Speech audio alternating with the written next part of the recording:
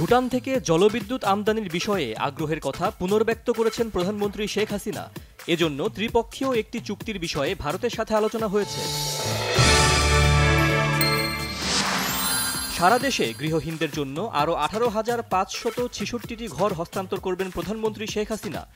আগামীকাল গণভবন থেকে ভার্চুয়ালি যুক্ত হয়ে ঘর এবং 2% জমির দলিল হস্তান্তর করবেন তিনি। আজ ভোর 6টা থেকে সকাল 9টা পর্যন্ত 136 মিলিমিটার বৃষ্টিপাত রেকর্ড করেছে সিলেট আবহাওয়া অফিস। অতিবৃষ্টিতে তলিয়ে গেছে নগরীর বেশ কয়েকটি সড়ক। রাজধানীর বারিধারায় পুলিশের গুলিতে পুলিশ নিহতের ঘটনায় হত্যা মামলা, 7 দিনের রিমান্ডে কনস্টেবল কাউসার। দুর্নীতি দমন কমিশন দুদকের তলবে হাজির হচ্ছেন না সাবেক আইজিপি বেনজিরের স্ত্রী ও 3 মেয়ে, সময় চেয়ে আবেদন করেছেন। মন্ত্রণালয়ে লিখিত অভিযোগ দিয়ে প্রতিকারের অপেক্ষায় মালয়েশিয়ায় যেতে না পারা কর্মীরা। তদন্ত কমিটির সাথে আলোচনার পর পদক্ষেপ, জানালেন বৈদেশিক কর্মসংস্থান প্রতিমন্ত্রী।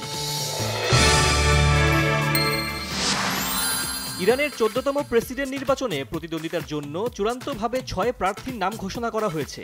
আগামী 28 জুন নির্বাচনে প্রতিদ্বন্দ্বিতা করবেন তারা। আগাম জাতীয় নির্বাচনের ঘোষণা দিয়েছেন ফ্রান্সের প্রেসিডেন্ট ইমানুয়েল ম্যাক্রঁ। নিজ দেশে ইউরোপীয় পার্লামেন্ট নির্বাচনে ডানপন্থীদের কাছে ধরাশায়ী হওয়ার পর এ ঘোষণা দেন তিনি। বিশ্বকাপে বাংলাদেশের দ্বিতীয় ম্যাচ আজ রাত 8:30টায় মুখোমুখি দক্ষিণ আফ্রিকার বিপক্ষে। জয় পেলে অনেকটাই নিশ্চিত হবে সুপার 8। কোপা আমেরিকার প্রস্তুতি ম্যাচে জয় পেয়েছে বর্তমান চ্যাম্পিয়ন আর্জেন্টিনা। দলের পক্ষে গোলটি করেন অ্যাঞ্জেল ডি মারিয়া। এই ম্যাচ দিয়ে ফের আর্জেন্টিনা দলে ফিরেছেন লিওনেল মেসি।